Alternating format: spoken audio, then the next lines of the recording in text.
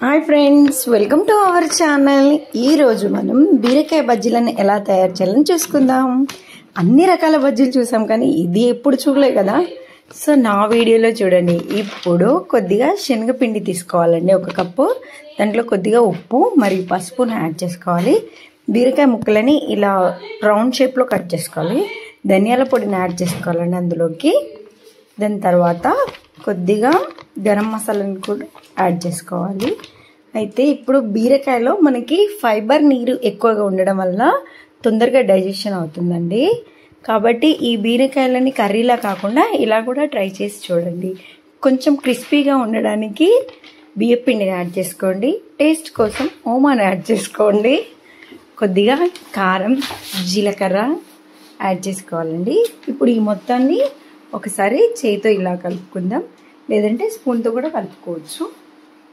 దాని తర్వాత కొద్దిగా వాటర్ని యాడ్ చేసుకుంటూ ఇలా చేతితో చూపించే విధంగా కలుపుకోవాలండి.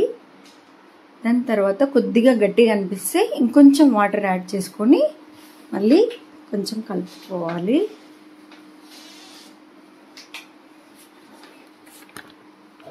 అయితే బీరకాయలు మనకి బరువు తగ్గడానికి కూడా ఉపయోగపడుతుంది. కంటికైతే చాలా మంచిదండి. ఇది మనకి ఇమ్యూనిటీ పెరగడంతో పాటు గుండెకి కూడా చాలా మంచిది. సో అందరూ బీరకాయ బజ్జీలను కూడా తయారు చేసి చూడండి. కొంచెం సోడా, కొత్తిమీర, కొంచెం వీటిని యాడ్ చేసుకోవాలి. ఇప్పుడు ఈ స్లైడ్స్ని ఒక్కొక్కటిగా పిండిలో యాడ్ చేసుకోవాలండి.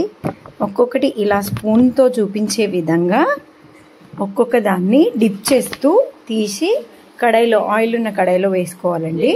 ఇప్పుడు వాటిని ఇలా ఒక్కొక్క దాన్ని తీసుకుంటూ కడాయిలో వేసుకొని ఇలా ఫ్రై చేసుకోవాలి. దాని తర్వాత ఒక్కొక్క దాన్ని ఇలా మధ్యలోకి కలుపుకుంటూ తీయాలి. అంతే, బీరకాయ బజ్జీలు రెడీ. మీరు కూడా ఒకసారి టేస్ట్ చేసి చూడండి.